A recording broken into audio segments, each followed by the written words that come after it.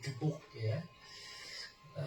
Yang dekat dengan kekuasaan masih mending ya, jangan-jangan belum jadi target, atau KPK ingin menaikkan lagi elektabilitasnya dalam tanda kutip pakai elektabilitas juga setelah dia berupaya menghubungi KPK untuk mengkonfirmasi kabar OTT Bupati Meranti Muhammad Adil, namun belum ada respon dari pihak KPK.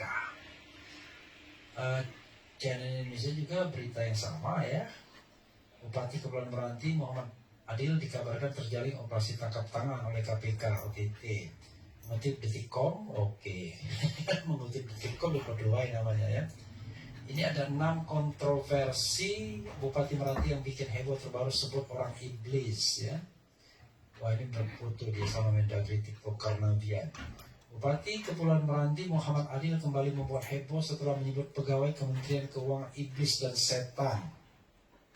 Sebelum ramai dengan Kemenq, Adil juga pernah absen acara bareng Mendagri dan Gubernur Riau Samsuar. Dalam catatan Detik Sumut ada beberapa kali perseteruan Bupati Adil dengan para pemangku kepentingan sejak menjabat. Berikut adalah kontroversi Bupati Adil dengan Gubernur hingga Kemenq yang jadi perbincangan. Terkait protes yang disampaikannya, Adil sempat melayangkan protes ke Kementerian Keuangan atau Kemenku soal dana bagi hasil atau DBH yang dinilai berjumlah kecil atas produksi minyak Meranti. Kini Adil memastikan dirinya sudah menerima dan mendengarkan penjelasan dari Kemenku dan pemangku kepentingan lainnya terkait DBH tersebut. Ia juga menegaskan apa yang disampaikan sebagai protes kepada Kemenku beberapa waktu lalu hanyalah asumsi. Hal ini disampaikan Bupati Kepulauan Meranti itu di kantor Kemendagri Jakarta pada Selasa 20 Desember 2022.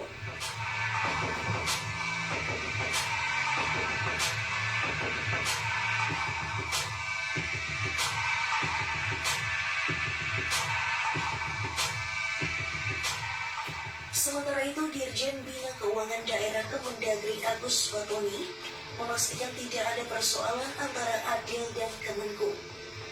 Oleh karena itu, Kemendagri juga tidak akan membahas soal sanksi atas polemik tersebut.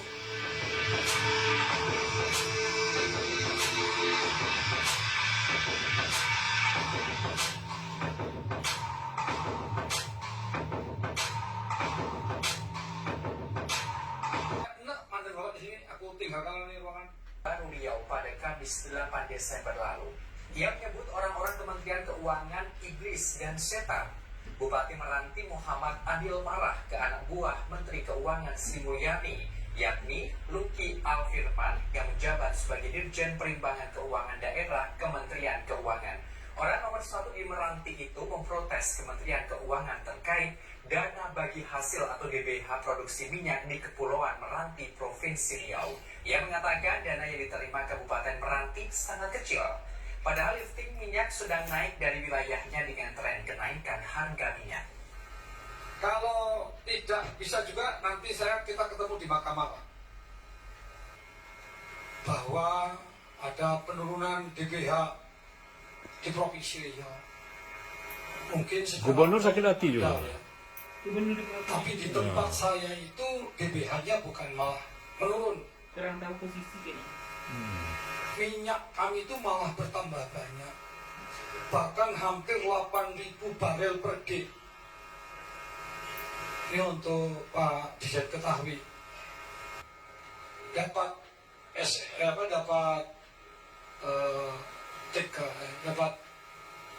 dana bagi hasil 114 miliar.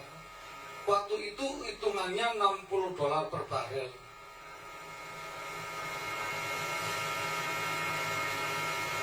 Perencanaan pembahasan APBD-nya. Nah, di tahun 2023 pembahasan APBD kami dapat mengikuti nota pidato Pak Presiden 16 Agustus. 1 barel $100. Dan kemarin waktu lewat Zoom dengan Kementerian Keuangan tidak bisa menyampaikan dengan terang didesak-desak-desak barulah menyampaikan dengan terang.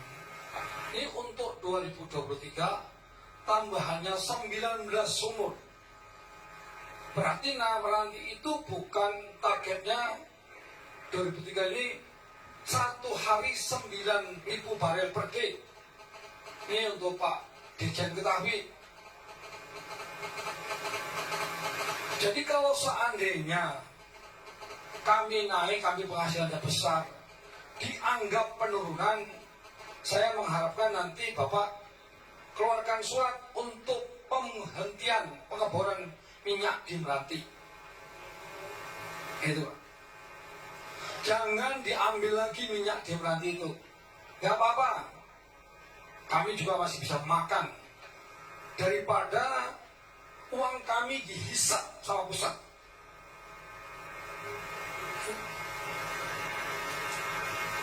Pak apa tuh ya namanya, saya lupa saya. Pak Luki. Ini untuk Pak Luki ketahui. Kami ini di Riau 25,68% miskin plus ekstrim. Miskin terbanyak itu di Meranti, di Riau. Di Riau itu ada di Meranti. Tapi kok teganya minyak kami, duit kami tidak berikan. Bagaimana cara penghitungannya yang pas? Hampir 8.000 barel per day. Mulai bulan 6 semenjak konflik Ukraina dan Rusia, minyak naik, tapi kok malah turun. Dan untuk Bapak ketahui, tahun ini kami menerima cuma 105. Saya kemarin tadi panggil ketemu dengan Pak Tito, minta petunjuk Pak. Selaku pembina saya mau gugat Pak Jokowi. Daerah miskin penghasil minyak. Kami menghasilkan minyak dari tahun 73. Minyak kami ada 222 sumur. Yang baru sekarang tambahan 13 plus kami Kota Meranti ya udah dilepaskan saja. Mungkin itu saja. Atau ini untuk yang selanjutnya, mengingat Undang-Undang Nomor 1 2020 ya? 22 tadi.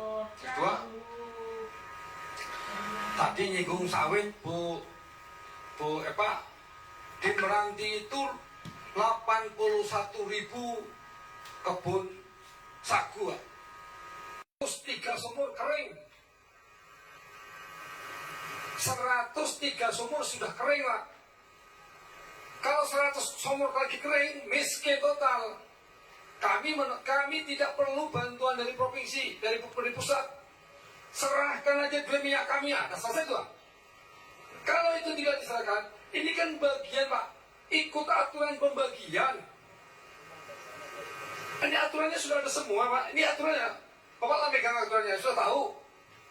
Pertanyaan kami itu mengapa kok tidak dibagikan kepada kami?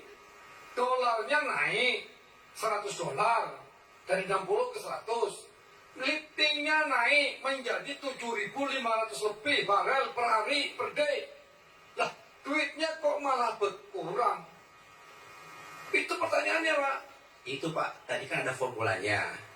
Saya sampaikan tadi, misalnya ditetapkan di undang-undang bahwa misalnya 85% itu diberikan kepada pusat, daerah sebesar 15%. Kemudian bukan hanya daerah penghasil, tapi juga diberikan namanya daerah pemerataan. Ada pembagian untuk dia dinikmati oleh daerah-daerah lain di sekitar. Tapi makanya juga konsep di BA Sawit juga seperti itu. Nggak semuanya itu akan diberikan kepada daerah penghasil. Kami daerah perbatasan Pak. Jangan salah Pak, semuanya kami lengkap. Kami cuma tidak mengelola saja. Itu Pak, jadi formulanya seperti itu kalau ditanya. Jadi kalau soal angkanya, kami menerima data dari SDM. Berapa liftingnya, berapa ininya itu dari SDM semua. Itu yang kami pakai dari data sebagai dasarnya.